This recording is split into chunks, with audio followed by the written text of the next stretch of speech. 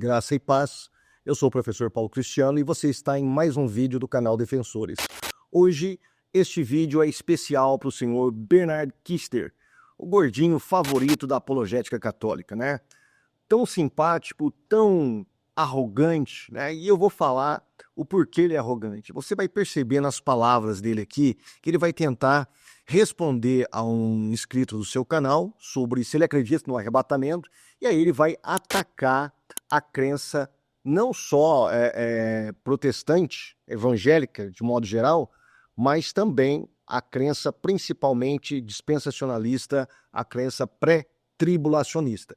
Como os demais católicos que eu já debati sobre esse tema, eu fiz até um vídeo refutando um tal missionário aí que fez um vídeo totalmente esdrúxulo, não sabia ler Lé com Cré a respeito do arrebatamento e só enfiou os pés pelas mãos. Está aqui no card, eu vou deixar para você aqui dar uma conferida, tá? Mas vamos ver o que o Bernardo Kister ele tem a dizer sobre o arrebatamento. Gente, é de dar dó. É de dar dó, tá? Eu já sabia que ele é horrível de Bíblia, porque o cara, numa live ou num vídeo dele, ele nem sabia qual era o último livro da Bíblia Sagrada do Antigo Testamento, né? Ele não sabia, ele desconhecia. Então, o que esperar de uma pessoa dessa? Você vai esperar que ele conheça a história da igreja, os pais dele? De jeito nenhum. E você vai perceber como que é a ignorância dessas pessoas, mas ele não é um ignorante humilde, ele é um ignorante arrogante. Veja bem, preste atenção. Eu não acredito no arrebatamento porque ele não é bíblico. Ele não é da tradição da igreja, ele não é do magistério, ele não é litúrgico. Olha, eu vou até repetir, eu vou colocar aqui o que ele fala. Ele não é do magistério, ele não é litúrgico. Não, um pouquinho antes aqui. Não é da tradição da igreja, ele não é bíblico. Ele não é bíblico, o arrebatamento não é bíblico. Gente do céu, vamos dar uma conferida na Bíblia Sagrada? Pronto. Vou abrir 1 Tessalonicenses 4, 15 e 17 aqui. Olha o que Paulo diz. Dizemos a vocês pela palavra do Senhor que nós, os que estivermos vivos, os que ficarmos até a vinda do Senhor, certamente não precederemos os que dormem, pois dada a ordem, com a voz do arcanjo, o ressoar da trombeta de Deus, o próprio Senhor descerá dos céus, e os mortos em Cristo ressuscitarão primeiro. Depois nós, os que estivermos vivos, seremos, olha aqui, arrebatados com eles nas nuvens para encontrar com o Senhor nos ares, e assim estaremos com o Senhor para sempre. Olha, eu encontrei o arrebatamento na Bíblia, Bernardo. E agora? Meu Deus do céu, mas isso aqui deve ser coisa de protestante. Não, isso aqui é Bíblia de protestante. As Bíblias católicas não têm isso. Vamos dar uma conferida aqui na Bíblia de Jerusalém, tá? Bíblia de Jerusalém, essa com certeza não tem esse negócio de arrebatamento, porque o Bernardo está certo, né? Eu acho que ele pesquisou todas as Bíblias do mundo e conferiu que não existe esse negócio na Bíblia de arrebatamento. Então vamos conferir o versículo 17 aqui, de Tessalonicenses 4. Vamos ver aqui o que está dizendo, né? O versículo 17. Vamos ver aqui, deixa eu ver se eu encontro. Em seguida, nós, os vivos que estivermos lá, seremos... Ah, não é possível. Seremos arrebatados com eles nas nuvens? Ah, não é possível. Gente do céu. Não. Essa Bíblia aqui é uma Bíblia ecumênica, é uma Bíblia mentirosa, é uma tradução falsa, tá? Feita por progressistas. Eu acho que eu vou numa Bíblia mais tradicional, tá? Uma Bíblia mais conservadora, mais tradicional. Vou pegar aqui a edição Ave Maria, a edição Ave Maria da Bíblia Católica. Eu quero desmascarar agora os protestantes, porque isso não está na Bíblia. Isso aqui é erro de tradução dessa Bíblia mal feita, essa Bíblia de Jerusalém. Vamos numa Bíblia conservadora aqui. Versículo 17. Depois nós, os vivos, que estivermos ainda na terra, seremos... Ah, não é possível. Seremos arrebatados juntamente com eles sobre nuvens ao encontro do Senhor. Não é possível. Essa Bíblia aqui fala sobre arrebatamento, Bernardo. E é uma Bíblia católica, mas isso aqui deve ser erro de tradução. Não, não, não, não, não. Vamos na verdadeira tradução, a tradução de Jerônimo. Vamos lá. Vamos conferir na tradução de Jerônimo. Vamos ver se eu tenho a Bíblia aqui online, a Vulgata online, a tradução de Jerônimo. Eu não sei latim, então vocês me perdoem aí a pronúncia. Dende nós que vivamos, que relinquimur simul rapimur. Não, não, não, não é possível. Será que isso tem a ver com rapto? Tem a ver com arrebatamento? Bom, só tem uma forma da gente pesquisar. Vamos lá, jogar no pai dos burros moderno, que é o Google, né? Vamos ver o que significa esta palavra aqui. Bom, rapimur é a tradução da palavra grega, e aí tem a palavra no original e a transliteração. Harpagesometas, para o latim. Essa palavra é usada na Vulgata, a tradução latina da Bíblia, para referir-se ao ato de serem apanhados. Até que enfim. Levados ou... não é possível. Arrebatados, como no contexto do arrebatamento cristão. O verbo latino rapio significa apanhar, pegar ou tomar para si, sendo a raiz de rapimur. Meu Jesus, então existe esse negócio, Bernardo. Existe na Bíblia. Sabe o que não existe na Bíblia? A sua tese de que não existe o arrebatamento na Bíblia. Tá? Sabe o que não existe na Bíblia? Maria como rainha dos céus, purgatório, não existe na Bíblia a salvação pelas obras, não existe na Bíblia papa, não existe na Bíblia, sabe o que mais? Vamos lá, doutrinas católicas, indulgências, não existe na Bíblia também, vamos lá, a Igreja Católica como a única igreja verdadeira, não existe na Bíblia papas, Pedro como líder supremo e deixou os sucessores, não existe nada disso na Bíblia. Tá? Não existe na Bíblia verdadeira livros apócrifos. Tá? O verdadeiro cânone não tem livros apócrifos no Antigo Testamento. Nada disso tem na Bíblia, mas o arrebatamento está na Bíblia, Bernardo. Que coisa, né? Agora, vamos deixar ele falar mais, porque cada vez que ele fala, mais ele se enforca. Vamos lá. A tradição da igreja, ele não é do magistério, ele não é litúrgico, ele não é tradicional, ele não está no Santos em nenhum lugar. Ele não está nos santos, que ele está falando aqui de patrística, tá? Em nenhum lugar. É uma invenção protestante. É uma invenção protestante. Não está nos santos em nenhum lugar. Nenhum lugar você vai encontrar na patrística o arrebatamento, tá? Será que é verdade? Vamos dar uma olhadinha aqui. Pronto. Consegui encontrar aqui meu slide. Olha aqui, patrística contra as heresias, Irineu de Leão, que você deve conhecer muito, Bernardo, tá? No livro, no capítulo 5, versículo 29, olha o que está escrito. E, portanto, quando no final a igreja for repentinamente arrebatada disso, olha aí, então existe pelo menos em Irineu de Leão a palavra arrebatamento junto com a igreja. Então a igreja será arrebatada. É dito, haverá tribulação como nunca houve desde o princípio, nem haverá. Então, na ideia de Irineu, que era um herege, claro, né? Era um grande herege, porque ele acreditava no arrebatamento iminente antes da tribulação, e a igreja seria arrebatada antes da tribulação. Que coisa, né? Arrebatamento Irineu de Leão. Mas será que tem mais patrística aqui, mais patrísticos que acreditavam nisso? Vamos ver agora o Rufino de Aquileia. Que os justos permanecerão para sempre com Cristo, nosso Senhor. Nós provamos acima, onde mostramos que o apóstolo diz: então nós, os que estivermos vivos e permanecermos, seremos arrebatados juntamente com ele nas nuvens, para encontrarmos Cristo nos ares, e assim estaremos para sempre com o Senhor.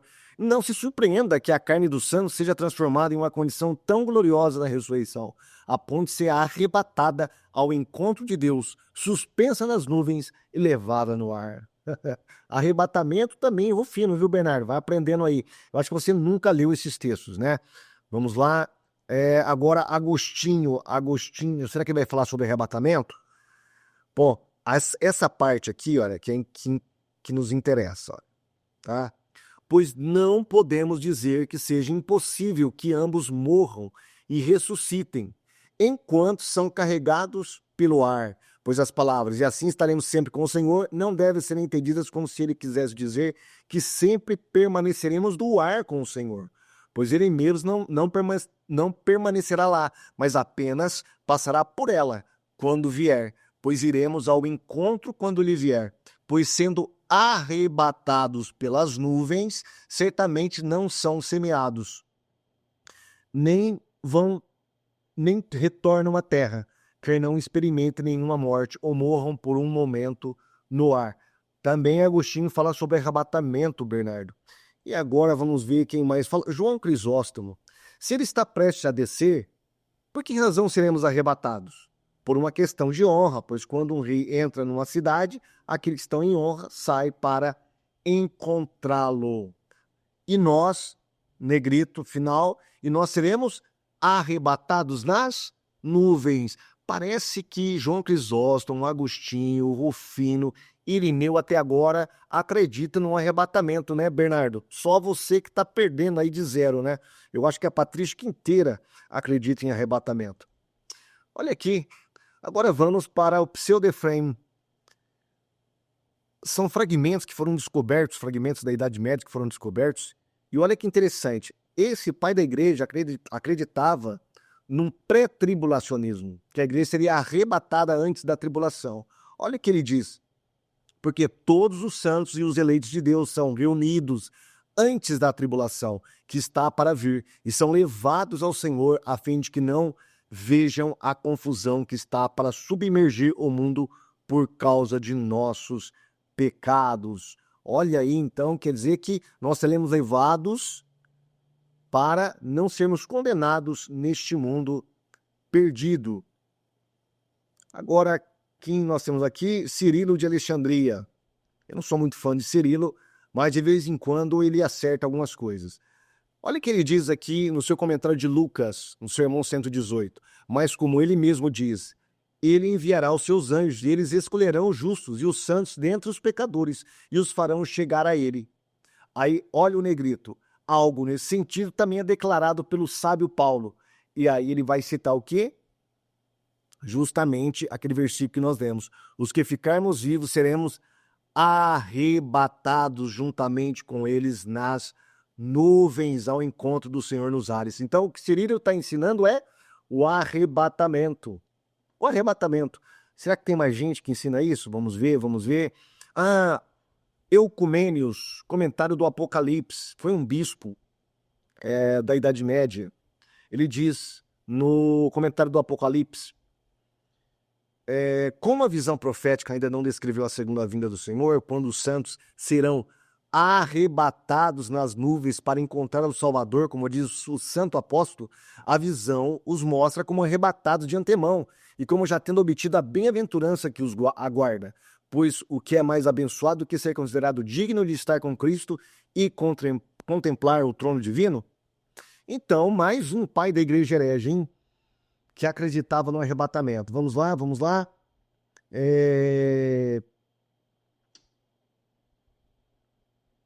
Cassianos de Arles, deve ser esse o nome dele. Exposição do Apocalipse. Então ouvi uma voz do céu dizendo, subam para cá. E eles subiram para... e eles subiram para o céu, numa nuvem. O apóstolo falou sobre isso quando disse, seremos arrebatados nas nuvens para encontrar Cristo. Mais um pai da igreja que, mais um patrístico que acreditava no arrebatamento. Temos mais aqui? Temos mais sim. Opa. Agora, André de Cesareia, no comentário do Apocalipse 12. Os santos são arrebatados em meio às tentações, para que não sejam subjugados por dificuldades além de suas forças, e serão arrebatados nas nuvens para encontrar o Senhor nos ares. Quem diria, hein, André? Seu herege. Quem está certo é o gordinho mais fofo da internet, da apologética católica, Bernard Kister. Muito bom. Quem mais nós temos aqui? Venerável Beda, exposição do Apocalipse 19. E os exércitos que estão no céu o seguiram em cavalos brancos. Com o corpo branco e puro, a igreja imita Cristo, por causa da luta de sua batalha. Ela recebeu por direito o nome de exército. Depois de se esconderem reunidos de todas as nações e levados para o céu, os santos seguiriam a Cristo até a batalha final contra os reis da terra, então reinariam com Cristo na terra por 1000 anos. Meu Deus, isso aqui parece dispensacionalismo, né? É igualzinho dispensacionalismo. A igreja arrebatada, ela é escondida da tribulação que vem sobre as nações, ela volta com Cristo e reina com ele durante 1000 anos. Poxa vida, hein? Mais um que acreditou no temível e famigerado arrebatamento que não está na Bíblia e nem nos pais da igreja. Pois é. Vamos ver o que o gordinho fala mais aqui. Protestante moderna do século XIX, que provavelmente nasceu com o Darby. Ele diz que esse negócio de arrebatamento não está na Bíblia, não está nos pais da igreja e provavelmente nasceu com Darby aí no século XIX. É coisa do Darby, é coisa de louco, de protestante, né? Agora, se ele tivesse um pouquinho a pachorra de ter pesquisado um pouquinho, não ficar dando palpite, é palpiteiro, né? Palpiteiro. Fica dando palpite no que ele não sabe. Ele poderia saber que existe um livro muito bom, esse livro aqui, olha, é Dispensacionalismo, antes de Darby. Ô Bernardo, presta atenção, ó, do Dr. William Watson. Ele fez uma varredura histórica nos pais da igreja, desde o primeiro século até o século XX, tá? Até o século XIX, antes de Darby. E ele fez um apanhado para ver se esse negócio de arrebatamento, de 7 anos de tribulação, de anticristo, será que isso é coisa dos pré-tribulacionistas? Será que isso é coisa dos dispensacionalistas? Será que isso é coisa do Darby? Não, ele concluiu, esse historiador concluiu que o dispensacionalismo, o pré-tribulacionismo, as ideias de Darby já estavam germinadas muito antes dele. E ele vai passar pela Idade Média, ele vai passar pela Reforma Protestante, pelos puritanos, por alguns pastores batistas, até chegar em Darby. Olha aí, e ele vai mostrar que muitos acreditavam nas mesmas coisas que Darby acreditava, né? Então, mais uma vez, o gordinho fofo da apologética católica, ele está redondamente enganado, né? Redondamente enganado. Vamos ver o que ele vai falar no final aqui. É um tradutor, expositor bíblico. Gente, o arrebatamento é um negócio idiota. O arrebatamento é um negócio idiota. Quer dizer, a Bíblia é idiota, o apóstolo Paulo era idiota, os pais da igreja que eu citei até agora são todos idiotas na concepção do único inteligente. Inteligentinho, como dizia o Pondé. O inteligentinho da apologética católica, só ele que sabe que não existe arrebatamento nem na Bíblia e nem nos pais da igreja, claro. Eu lanço um desafio. Se você achar o arrebatamento no Apocalipse, te dou 100 pila. Fica a aposta. Meu Deus do céu, que cara pobre, né? 100 pila. Eu pensei que ele ia dar R$1.000 aí. Se ele deu 100 pila é porque ele não tem tanta segurança assim. Porque senão você aumentaria sua aposta, né? Mas eu vou te dar, Bernardo, R$1.000. R$1.000 para você encontrar Maria como rainha dos céus no Apocalipse. R$1.000, mas sem pila não, tá? R$1.000 eu vou te dar. Me encontre Maria como rainha dos céus no Apocalipse para mim, tá? Onde está Maria no Apocalipse? Tá aí o desafio. Sem pila não, 1.000 pilas para você encontrar Maria como rainha dos céus no Apocalipse. Agora, o arrebatamento você encontra no Apocalipse, claro. Tanto é assim que o Juan de Oliveira fez um vídeo, né, respondendo ele, e ele fez uma contra-resposta que nós vamos ver agora, só que o rasgado, aliás, o remendo saiu pior do que o rasgado. Muito pior, porque ele vai tentar interpretar textos e vai se contradizer com este vídeo que você assistiu agora.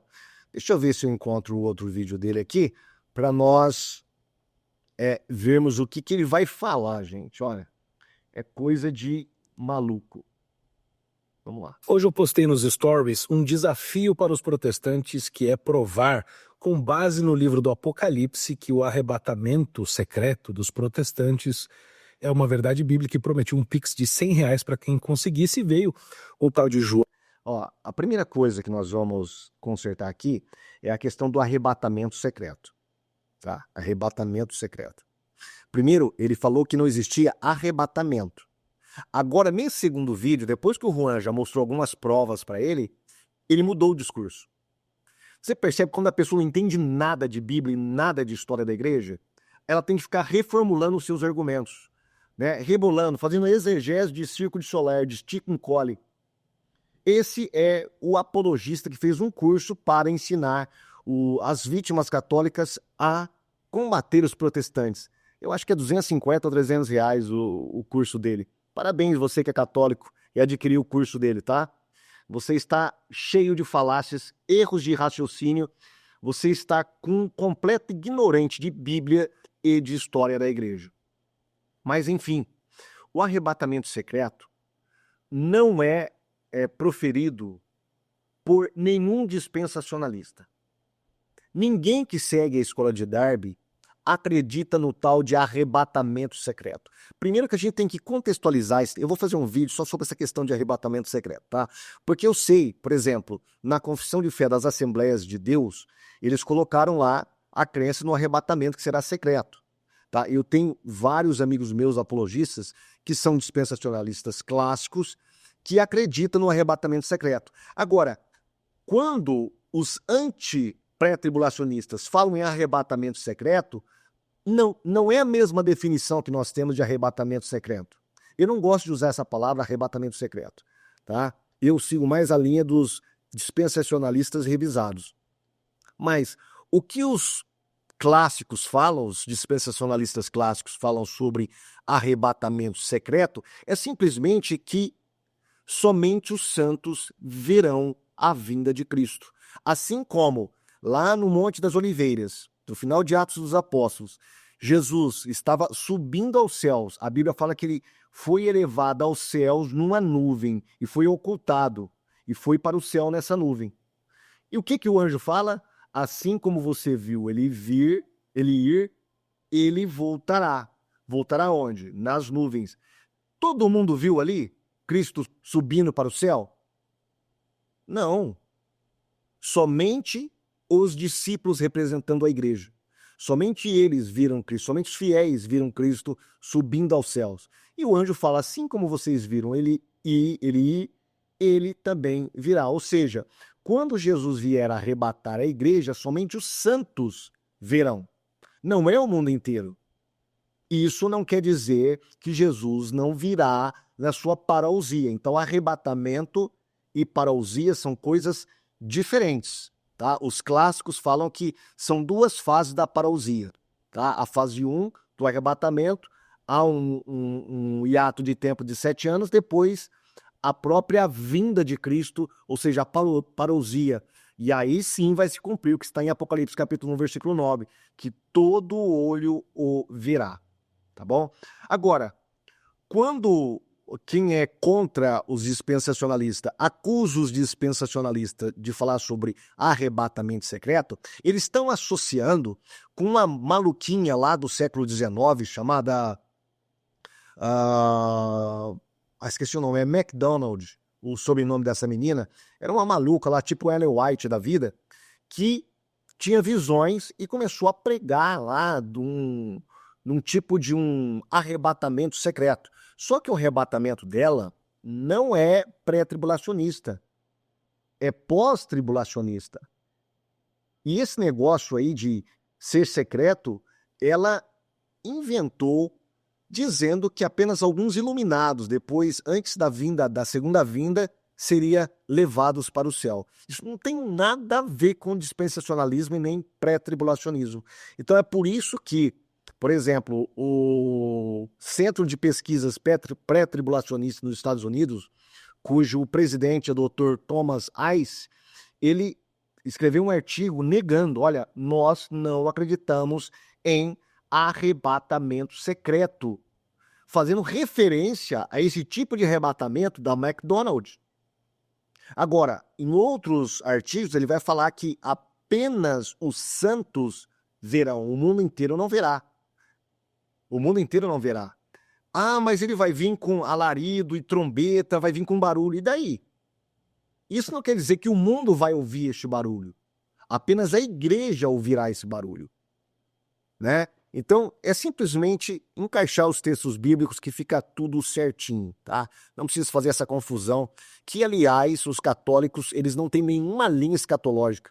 Eles estão perdidos. Tem católico que é preterista, a maioria são amilenista, que é a doutrina da Igreja Católica, né? Mas eles não se identificam assim.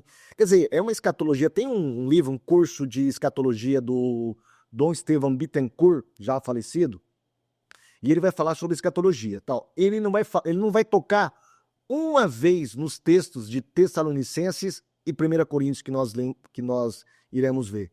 Em nenhum momento, nem João 14, que são os textos que falam sobre arrebatamento. Nenhum deles. Eles vão falar daqueles textos que falam sobre a parousia, quando Jesus virá visivelmente, seus pés estarão sobre os montes das oliveiras, ele virá julgar o mundo e tal. Aí sim ele toca. Mas esses outros textos, ele não toca. Então, a escatologia católica, ela é um geralzão, tá? Ele é um geralzão ali. Então, a pessoa não precisa estudar muito. Assim como o Bernard, né? Que é um preguiçoso intelectual na área de escatologia. Oliveira, que já faz tempo que estava incomodando aqui, querendo debate, coisas da internet, e supostamente provando isso com alguns textos bíblicos. Então eu resolvi aqui finalmente dar um tostão da minha voz para ele e responder com o que nós podemos fazer aqui nesses limites do Instagram. Vamos lá. Primeiro, sobre a falácia do arrebatamento pré-tribulacionista ou pós, não me importa. Veja, é uma ideia popular. Ó, olha o que ele está dizendo. Primeiro, no primeiro vídeo que você viu, ele nega tudo. Não existe arrebatamento, nem na Bíblia, nem nos pais da igreja. Agora, depois do Juan ter colocado ele sobre o muro, citando não só a Bíblia, mas pais da igreja, o discurso já mudou. Não, agora não existe esse negócio de arrebatamento secreto, que o Juan nem tinha tocado, e não existe esse negócio nem pré e nem pós. Mas aí ele vai se contradizer. Ele nem percebe que ele entrou numa contradição, né? Que ele deu um tiro no pé. Mas vamos deixar ele falar, porque você deixando a pessoa falar é a melhor maneira de você encontrar a contradição nela.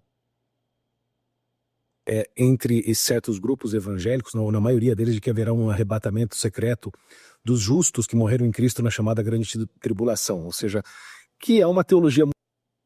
Como é que é o negócio? Peraí, eu não peguei essa parte.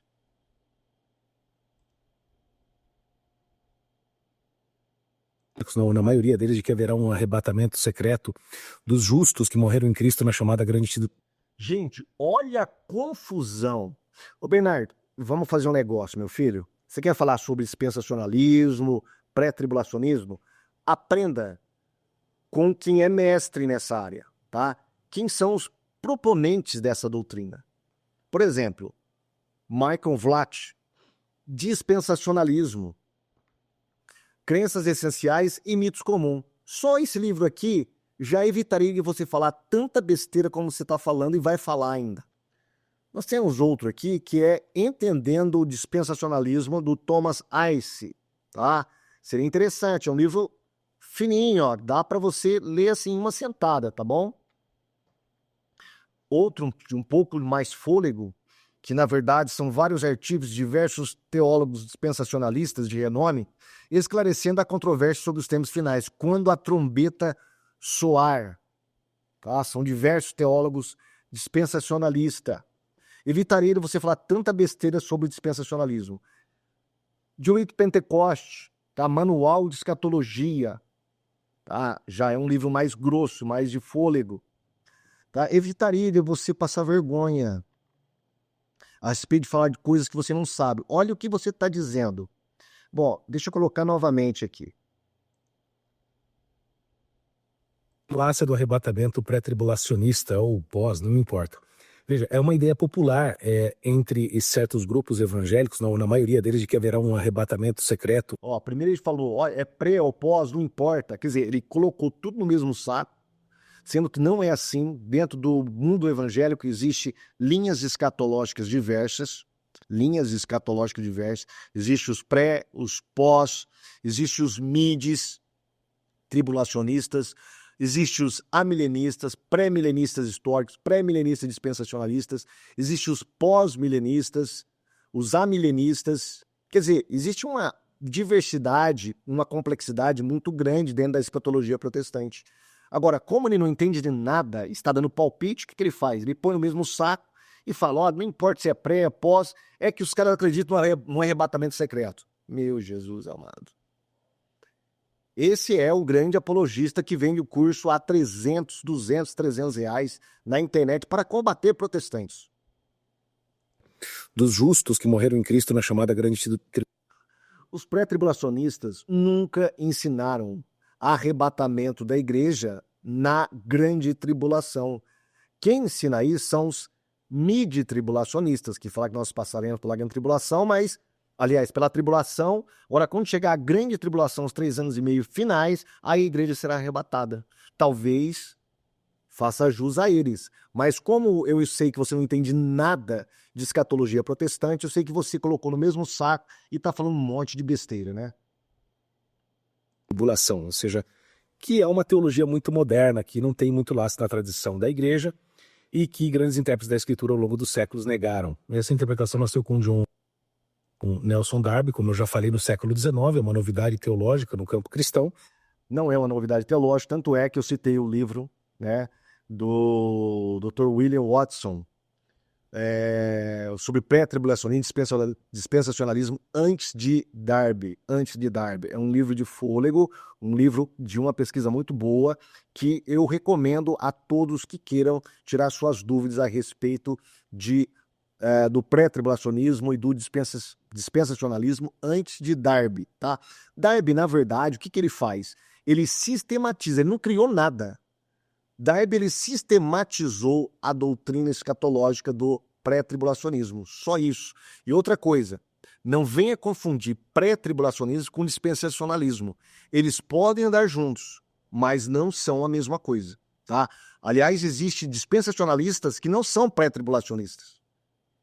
A maioria esmagadora, 99,9% dos dispensacionalistas também são pré-tribulacionistas, mas está surgindo alguns dispensacionalistas que não são pré-tribulacionistas.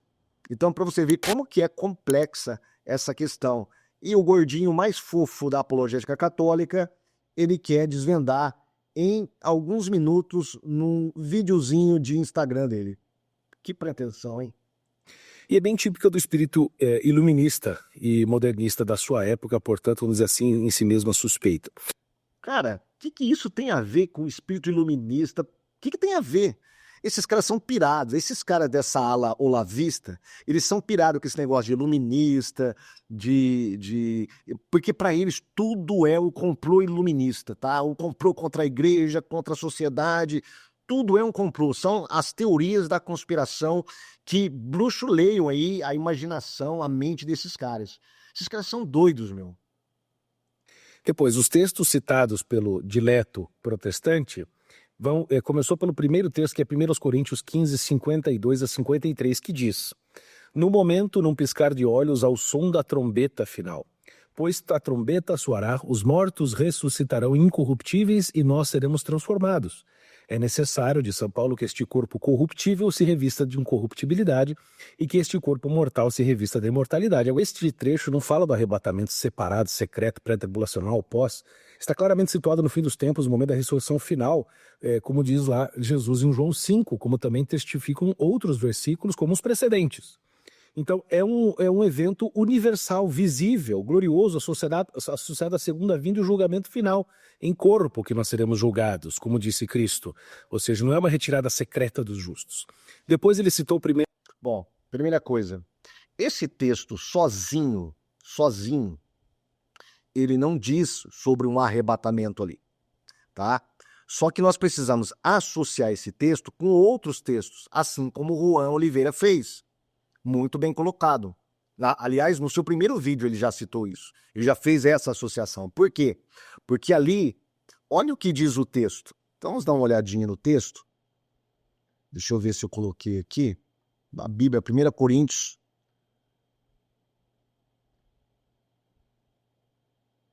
Versículo 51. Eis que vos digo um mistério.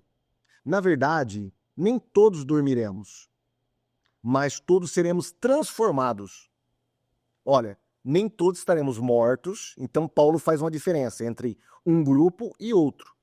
Um que está morto e o outro que está vivo. E ele fala que um dos grupos será transformado.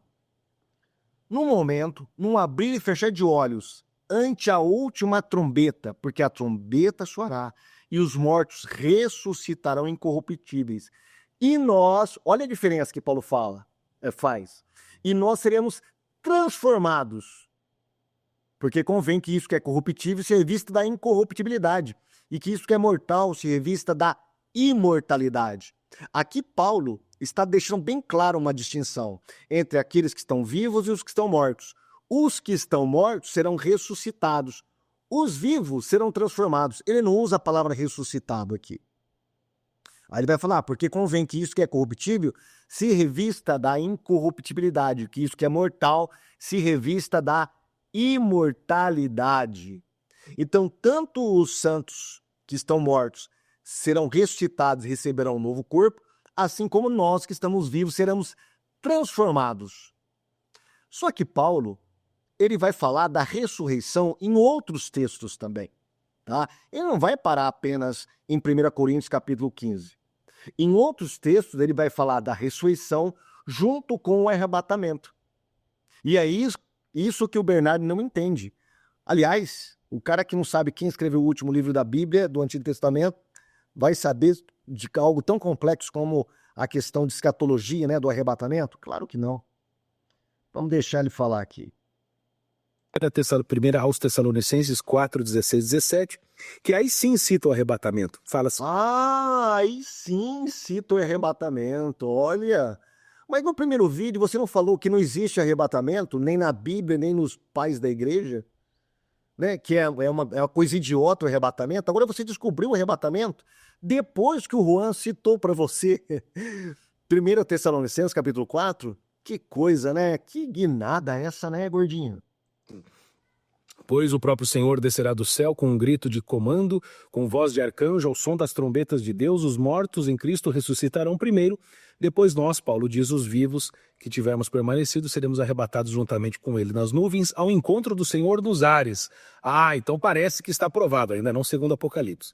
Mas veja, esse é um texto... Não segundo Apocalipse. Cara, Paulo está falando sobre o arrebatamento. Não importa se aparece ou não explicitamente arrebatamento no Apocalipse. Acontece que a igreja, em algum momento, ela será arrebatada. Tá? Se não aparece explicitamente a palavra arrebatamento no Apocalipse, a gente verifica muito bem a igreja sendo glorificada no céu, nas bodas do Cordeiro. E é interessante que a palavra igreja, ela vai até o capítulo 4 no Apocalipse. Depois do capítulo 4, quando entra a grande tribulação, a palavra igreja some. Vai aparecer depois no capítulo 19, quando a igreja volta com Cristo para guerrear contra o anticristo. Então, a gente percebe que a igreja, em algum momento, mesmo que o Apocalipse não mostre ali, ou de forma literal que a igreja foi arrebatada, nós temos várias alusões. Por exemplo, o capítulo 4, João é arrebatado até os céus. Pode ser um símbolo do arrebatamento da igreja? Pode. No capítulo 11, as duas testemunhas são arrebatadas. Mas as duas testemunhas, como ele vai falar, não é coletivo. Não é coletivo. Não importa. Ali há um arrebatamento. Você diz que não haveria arrebatamento na igreja, no Apocalipse. E há arrebatamento, tanto de João quanto das duas testemunhas. Então o cara não sabe nada de Bíblia e vai soltando besteirol em cima de besteirol e depois tem que ficar se corrigindo aí, né? Clássico, usado por estes rapturistas, como nós podemos chamá-los. É o texto clássico. Se é o texto clássico, por que você diz que não estava na Bíblia? né? Eu acho que você nem sabia desse texto. No entanto, é o seguinte, disse aqui neste texto apenas de um único evento escatológico. A voz do arcanjo, a trombeta do anjo, ou seja, é algo estrondoso, público, escatológico, não é secreto. Por que não? Aonde está escrito que não é? Aonde está escrito que todo mundo vai ouvir a voz do anjo, o alarido, a trombeta? Aonde está escrito isso? Não no texto bíblico. Ali os santos ouvirão a voz do arcanjo e a trombeta de Deus. Essa simbologia toda é tirada tudo do Antigo Testamento. Porque quando o povo de Deus precisava reunir o povo para poder marchar, era tocada uma trombeta. E somente o povo de Deus ouvia essa trombeta. E só eles entendiam essa trombeta, porque tinha alguns sons característicos, tá? De parar, de recuar, de avançar. Tocava 2 vezes, era uma coisa, tocava uma vez, era uma outra coisa completamente diferente. Então, os santos do Antigo Testamento, o povo de Israel, entendia. Então, essa imagem das trombetas sendo tocada para reunir o povo no Antigo Testamento é transferido para os eventos finais. Agora, quem que ouvirá? O mundo inteiro? Os incrédulos ouvirão? Claro que não. Isso só demonstra que ele não entende nada de Bíblia Sagrada, né? É lastimável, gente. O arrebatamento é ao encontro de Cristo nas nuvens nos ares, não para fugir da tribulação, mas para recebê-lo que vem na glória, como era de costume nas cidades da antiguidade. Essa ali é a imagem, né? O cidadão saiu ao encontro do rei ou do general vitorioso para retornar com ele num cortejo triunfal à cidade para o julgamento. Os justos de São Paulo irão julgar até mesmo os anjos. Calma aí. Tudo bem, não tem nada a ver os justos julgaram. Isso vai ser lá no juízo final. Não tem nada a ver com o que nós estamos falando ali do arrebatamento. E essa imagem de que existia um cortejo, existia. Paulo está usando ali, vamos dizer assim, um cortejo imperial, onde as pessoas saíam, né? Para receber aquele rei e voltar com o rei, já foi desmascarado isso aí. Paulo não está usando essa metáfora. Não é essa metáfora que Paulo está usando. Paulo está usando uma outra metáfora. A metáfora do casamento. Porque quem está sendo arrebatado é a noiva do cordeiro. Agora, se você perceber como que era o casamento no Antigo Oriente, principalmente dentro da cultura judaica, você perceberá que o casamento ele tinha algumas fases. A fase da contratação do noivo e a noiva, eles ficavam noivos e já valia como se fosse um casamento. Tá? Só que o noivo iria se preparar e a noiva se preparar. Então tinha um hiato de tempo. Depois desse hiato de tempo, a qualquer momento, o noivo viria buscar a noiva. Tá? Ele vinha, buscava a noiva com um cortejo, e a Bíblia fala que Jesus virá com os anjos. Então o noivo vinha com o cortejo, buscava a noiva, tirava a noiva da casa dela e levava a noiva para a sua verdadeira mansão, aonde eles iriam morar para sempre.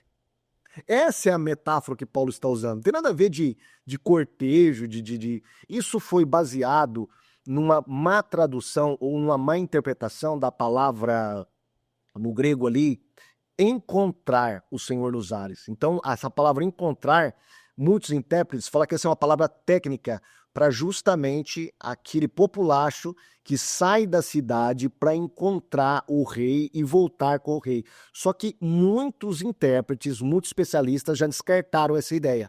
Ali não é uma palavra técnica.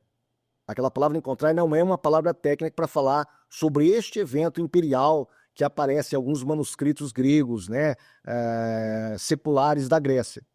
Não é isso. E é isso que ele está se baseando, tá?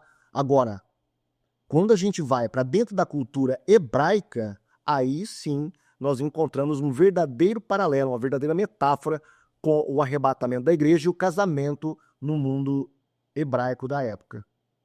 para nós vamos com ele nos ares, para então chegar com ele aqui na terra para o julgamento final. Não tem nada de subir em corpo aqui, depois ir para o céu e ficar perambulando como uma alma penada. São Tomás de Aquino interpreta. Tá. Então, eu gostaria, Bernardo, e aí eu vou fazer uma aposta com você, tá? Mais uma, tá? Eu já fiz uma, eu vou fazer outra agora. Vamos lá. Olha o que diz aqui, João, capítulo 14. Capítulo 14, versículos 1 e 3. Não se turbe o vosso coração, credes em Deus, crede também em mim. Na casa de meu pai há muitas moradas. Se não fosse assim, eu vou teria dito, vou preparar-vos lugar. E quando eu for e vos preparar lugar, virei outra vez e vos levarei para mim mesmo, para que onde eu estiver, estejais vós também. Agora, Bernardo, essa promessa de Cristo aqui, ela se cumpriu onde? Aonde que ela se cumpriu? Ela não vai se cumprir nunca, porque aqui é bem claro. Jesus foi para a glória, preparar lugar, ele fala que há muitas moradas na casa do Pai, e foi preparar lugar. E ele prometeu que ele voltaria e levaria os seus para ele mesmo. Para onde ele estiver, nós estejamos junto com ele. É praticamente isso que está falando Tessalonicenses. Não quero, pois, irmãos, que sejais ignorantes acerca dos que já dormem, para que não vos entristeçais como os demais que não têm esperança. Porque se cremos que Jesus morreu e ressuscitou, assim também aos que em Jesus dormem, Deus os tornará a trazer com ele. Olha aqui, ele vai falar da ressurreição, olha. Digo-vos, pois, isso pela palavra do Senhor, que nós, o que ficarmos vivos para a vinda do Senhor, não precederemos os que dormem. A mesma coisa que Paulo está falando no capítulo 15, lá de 1 Coríntios, que o Bernardo quis descartar, né? Não, ali é ressurreição, não tem nada a ver com arrebatamento. Mas olha aqui Paulo falando da ressurreição dos dois grupos, os que dormem e os que estão vivos, tá? E aí ele vai introduzir aquilo que o Bernardo odeia, que é o arrebatamento, mais que a esperança dos santos, né? Porque o mesmo Senhor descerá do céu com alarido e com voz de arcanjo, com a trombeta de Deus. E os que morreram em Cristo ressuscitarão primeiro. Olha aqui não fala que o mundo ouvirá. Aqui diz que os que morreram em Cristo obedecerão esse comando e ressuscitarão primeiro. Então, quem que vai obedecer? Os que morreram em Cristo, Bernardo. Aprenda com o texto bíblico. Depois nós, os que ficarmos vivos, quem é esse nós aqui? O mundo? Não, os fiéis em Cristo, que estiverem vivos. Seremos arrebatados juntamente com eles nas nuvens, a encontrar o Senhor nos ares, e assim estaremos sempre com o Senhor. Estaremos sempre com o Senhor. Então a gente vê que 1 Tessalonicenses e 1 João 14 é a mesma promessa, é a mesma, tanto é assim que elas são semelhantes em tudo. Eu deixei aqui um esqueminha marcado para você entender isso, olha. A promessa, até nos mínimos detalhes, é igual. Olha, não se turbe o vosso coração, de João capítulo 14. E Paulo fala, para que não vos entristeçais. Quer dizer, não se turbe o vosso coração, ou seja, não fiquem aflitos, não fiquem tristes, para que não vos entristeçais. Vermelho com vermelho. Olha. Depois, o verdinho. Porque se cremos, aí o verdinho, ó, crede também em mim. Então, não entristeceis, acreditem. As duas partes, as duas passagens falam a mesma coisa. Primeiro fala para você não ficar triste, depois fala para você crer. Aí depois, olha, no roxinho aqui, no lilás, roxo, sei lá, eles mencionam Deus e Cristo. Mim significa Cristo. E aqui Deus. Olha aqui em Tessalonicenses, Jesus e Deus, da mesma maneira. E aí fala sobre o que ele estava dizendo para eles. Olha, eu vou-nos teria dito. Ou seja, eu estou dizendo a vocês.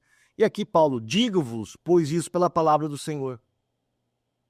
Aqui é Jesus que está dizendo. Aqui Paulo fala que está dizendo pela palavra do Senhor. Aqui a promessa, virei outra vez. Aqui a promessa, a vinda do Senhor. Aí, outra promessa, vos levarei. Outra promessa, seremos arrebatados juntamente com eles nas nuvens. Para mim mesmo. Outra promessa, a encontrar com o Senhor nos ares. Ou seja, ele vai levar para ele mesmo, e aqui Tessalonicenses fala que nós iremos ser levados para encontrar com ele mesmo nos ares. E por último, para que onde eu estiver, estejais vós também. E aí Tessalonicenses fala, estaremos sempre com o Senhor. Ou seja, onde ele esteja, nós estaremos com ele para sempre. É a mesma promessa, até as coincidências frasais, né? Você pode perceber que está falando da mesma coisa. Então, esse texto pode muito bem complementar 1 Coríntios capítulo 15, sim, sem nenhum problema, né? E aqui, de um modo mais claro, né? João 14, 1 Tessalonicenses 4,13. Aflição, tristeza, acreditar, crer, Deus e Jesus, te disse, digo a vocês, a volta, a vinda do Senhor, receber vocês, arrebatar vocês para mim mesmo, para encontrar o Senhor nos ares, esteja onde eu estou, esteja sempre com o Senhor. Quer dizer, é a mesma coisa, a mesma promessa, né? Não para o gordinho mais fofo da apologética católica, né? Que odeia o arrebatamento. Até isso na Suma Teológica, no suplemento questão 84, a parte A, como um evento glorioso, coletivo, e não secreto como uma fuga. Mas vamos ao texto de Apocalipse 11, 11 a 12. Aqui mostra a inépcia mental e bíblica desse cidadão aí. Por isso que eu não dou atenção, porque não dá. O texto diz assim, depois de 3 dias e meio entrou neles o Espírito de vida nas 2 testemunhas de Deus, e eles se levantaram sobre os seus pés e grande temor caiu sobre os que os viram, e ouviram uma grande voz do céu que dizia, subi para aqui, e subiram a nuvem no céu, enquanto os seus inimigos os contemplavam. Aí ele falou, tá vendo aqui, ó, é a ressurreição, o arrebatamento. Puta merda. Vou falar pra vocês, gente, é duro. A gente percebe como que esses caras, né, esses caras que vão do protestantismo para o catolicismo, como que eles se transformam. Meu, tem um tal de Conde aí, o cara só fala palavrão. Na mesma frase, no mesmo fôlego em que ele fala Cristo, ele fala um palavrão. Aqui você vê o cara soltando um palavrão, tratando de temas bíblicos. Temas bíblicos. Dá para você ver o tipo de santificação que essa gente tem, né? Como que eles têm temor de Deus, né? A Bíblia fala, a boca fala do que está cheio, aliás, Jesus falou, a boca fala do que está cheio o coração, né? E cai muito bem aí nesses católicos, né, que querem pousar de santos aí, de melhores, né, do que os protestantes. Enfim, não falando que não existe protestante que também não fala palavrão, mas isso é uma anomalia entre nós. Agora, entre os católicos, isso é muito normal. Sim, esse texto, quando você lê com atenção os versículos anteriores e posteriores, nada tem a ver com o arrebatamento coletivo dos fiéis, menino. Refere-se às 2 testemunhas, que segundo os padres da igreja, provavelmente são Enoque e Elias, que não haviam morrido, né, ou profetas e mártires, né? E a subida deles ao céu é visível e limitada a eles. Ou seja, é uma parte da visão simbólica do Apocalipse, e não de um evento literal, secreto, universal para ser confundido com a parousia ou vinda de Cristo. Ou seja, não existe nenhum momento, Tipo assim, peguei, agora sim eu desmascarei o protestante. Com certeza o Juan, ele citou esse texto não para falar sobre a igreja. Eu não lembro de ter ouvido isso do Juan, mas sim para falar da palavra arrebatamento. Eu acho que foi nesse sentido. Eu posso estar enganado, claro. momento da Escritura, a doutrina de um arrebatamento secreto dos justos, antes ou depois, ou separado da segunda vinda de Cristo, é uma coisa só. Mesmo nos grandes exegetas protestantes. Não é uma coisa só. Não é uma coisa só. A gente percebe, assim como no Antigo Testamento, a primeira vinda de Cristo e a segunda vinda de Cristo não era uma coisa só, mas estava tudo misturado e exigiu o quê? Discernimento para você discernir o que era a primeira vinda e o que era a segunda. Tanto é assim que os judeus entraram em parafuso. Eles confundiram completamente a primeira com a segunda vinda de Cristo. Por quê? Eles acreditavam no Cristo da segunda vinda, que viria acabar com seus inimigos, colocar Israel por cabeça, né, instaurar um reino de paz e alegria. Eles achavam que o Messias teria que vir dessa maneira. Não no capítulo, não aquele Messias do capítulo 53 da primeira vinda. Então eles fez uma total bagunça na escatologia do Antigo Testamento. Assim como muitos católicos fazem, aliás, todos os católicos fazem, né? Eles não conseguem discernir o arrebatamento de parousia, né? No arrebatamento, nós subiremos com Cristo. Na parousia, nós desceremos com Cristo. No arrebatamento, Jesus, ele vem para a igreja. Na parousia, ele vem para julgar o mundo. São coisas que eu poderia ficar aqui citando várias diferenças entre arrebatamento e parousia, né? Mas eu não vou culpar, né? O cara não sabe nem quem escreveu o último livro da Bíblia, é pedir demais para ele fazer a diferença entre parousia e arrebatamento. Como Calvino e Lutero, embora equivocados em várias coisas, eles não sustentavam este disparate teológico, senhor. Ele ficou citando pais da igreja, eu poderia citar outros também dizendo o contrário, provando que só o magistério pode resolver a querela, né?